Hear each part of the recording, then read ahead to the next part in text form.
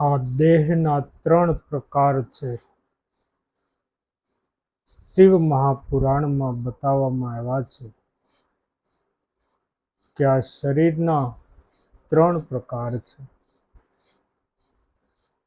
એક છે આપણો સ્થૂલ દેહ કે જે હલનચલન કરે છે, અહીંથી ત્યાં જાય છે, ત્યાંથી અહીંયા આવે છે, ક્યારેક ડુંગર ચડે છે, ક્યારેક ડુંગર ઉતરે છે, ક્યારેક તરવા માટે દરિયાની અંદર કે નદીની અંદર જાય છે.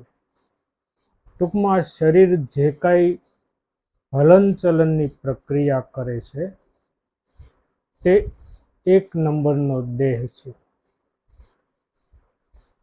બીજો દેહ છે સૂક્ષ્મ દેહ. સૂક્ષ્મ એટલે ઝીણું, નાનું, જે ઇન્દ્રિયોનો ભોગ આપે તે સૂક્ષ્મ દેહ. અને ત્રીજા પ્રકારનો દેહ છે કારણ દેહ. જીવના કર્મ અનુસાર આત્માના ભોગ માટે જે છે તે કારણ દેહ.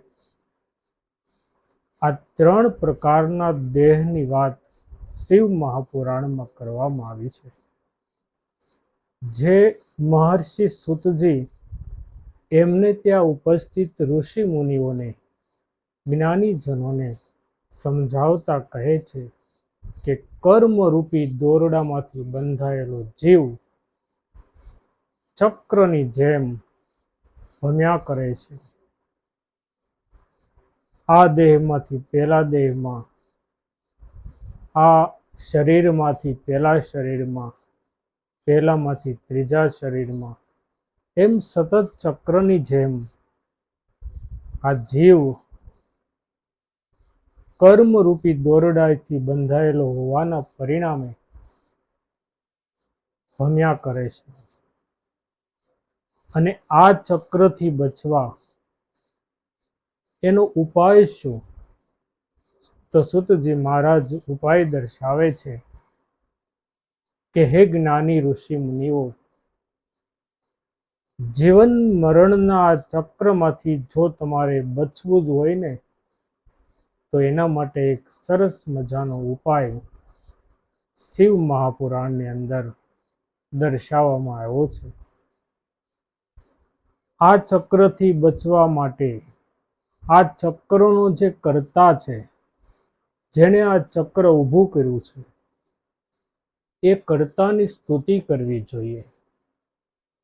અને એ કર્તાની સ્તુતિ કરવી એટલે શિવજીની સ્તુતિ કરવી.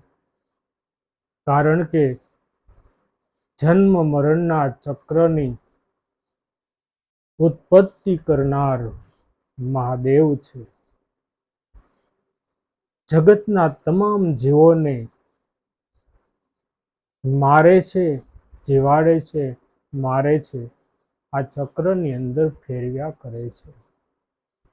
જો એમાંથી મુક્ત થવું હોય તો મહાદેવની સ્તુતિ કરવી જોઈએ. કારણ કે મહાદેવ તો સર્વજ્ઞ છે, પરિપૂર્ણ છે, સંપૂર્ણ છે, નિસ્પૃહ છે મહાદેવ, અને દયાળુ ને કલ્યાણકારી પણ છે મહાદેવ. કર્મરૂપી દેહ, આ કર્મરૂપી દેહને જો સુખ અને શાંતિની પ્રાપ્તિ કરવી હોય તો મહાદેવની પાસે પહોંચવું જ પડે છે. અને કર્મરૂપી દેહ જો વશ થાય તો જ શિવલોકમાં વાસ મળે છે, શિવલોકની અંદર રહેવા મળે છે. જન્મ મરણના ચક્રમાંથી મુક્ત થઈને એ શિવલોકમાં રહેવા માટે પરિપૂર્ણ થાય છે જો શિવની સ્તુતિ કરવામાં આવે તો. એટલે કર્મરૂપ દેહ જો વશ થઈ જાય તો શિવલોકમાં વાસ મળે છે. અને તન્માત્રાઓ જો વશ થઈ જાય, કામ, ક્રોધ, લોભ, જેવી 5 પ્રકારની તન્માંત્રાઓ એ જો વશ થઈ જાય તો શિવજીનું સાનિધ્ય મળે છે.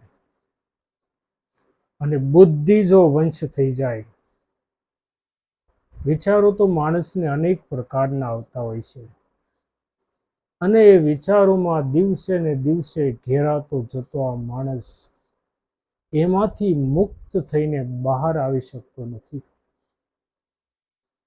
અને હંમેશા પોતાના સ્વાર્થથી જ માણસ વિચારે છે.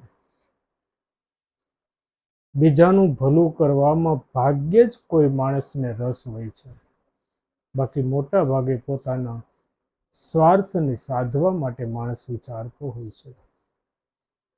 તો જો આ બુદ્ધિ ઉપર કંટ્રોલ થઈ જાય, આ બુદ્ધિ વશમાં આવી જાય, તો શિવજીનું સાયુજ્ય મળે છે. અને પ્રકૃતિ જો વંશ થઈ જાય તો શિવજીનું ઐશ્વર્ય મળે છે. હંમેશને માટે સુખી રહેવા માટે, હંમેશને માટે આ ચક્રથી મુક્ત રહેવા માટે શિવજીની સ્તુતિ કરવી અનિવાર્ય છે. કારણ કે શિવ તો સદાશિવ તરીકે ઓળખાય છે, જે જગત આખાઈના કરતા હરતા છે. એમાં એક શબ્દ છે શ, એટલે નિત્ય સુખ, હંમેશા સુખ આપનાર. ઈ એટલે પુરુષ, વ એટલે શક્તિ, અને આ ત્રણેયનું મિક્સ કરીએ એટલે થાય છે સદાશિવ, જે આત્માને શિવરૂપ બનાવે છે. અને એ સદાશિવને શિવરૂપ માની એનું જો પૂજન કરવામાં આવે ને, તો જીવન સાર્થક બની જાય છે, ધન્ય બની જાય છે જીવન.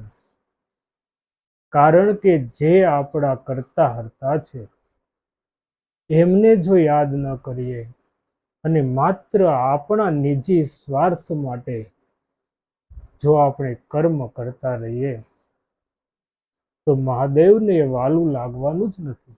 સ્વાભાવિક છે. ઈશ્વર પણ એની બનાવેલી દુનિયા પર કંઈક ને કંઈક તો અપેક્ષા રાખતો હોય છે, અને એને બીજી કોઈ અપેક્ષા નથી. એને જોઈએ છે પ્રેમ અને ભક્તિ. આ બે વસ્તુ જો સમર્પણ કરી દઈએ ને મહાદેવને, તો મહાદેવ આપણાથી બહુ દૂર નથી.